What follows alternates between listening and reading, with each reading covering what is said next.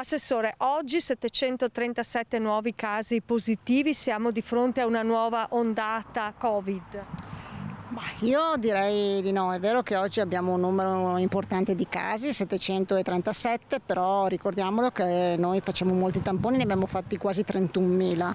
e comunque il dato che anche dall'ultimo decreto, insomma il dato da tenere in considerazione è quello del cosiddetto RT ospedaliero, ossia l'occupazione dei posti in terapia intensiva in area non critica, e noi dalla cabina di regia, insomma, che si esprimerà domani come ogni venerdì, sappiamo già che abbiamo un'incidenza del 2% per quanto riguarda le terapie intensive, sappiamo che il parametro è il 10% e del 2% per quanto riguarda l'area non critica, e il parametro invece di riferimento è il 15%, quindi sicuramente c'è un aumento di casi che è legato un po' alla tanta socialità, è legato ai giovani, perché noi vediamo che la fascia che viene più coinvolta è quella 15-24 anni. Noi siamo di fronte a questa variante Delta, che è una variante molto diffusiva, cioè si diffonde con molta facilità, e abbiamo visto che si diffonde molto tra i giovani che non hanno copertura vaccinale, perché sono il target che ancora ha meno copertura vaccinale, e quindi la motivazione per cui c'è in quest'estate, insomma, a differenza dell'anno scorso, vediamo più casi positivi,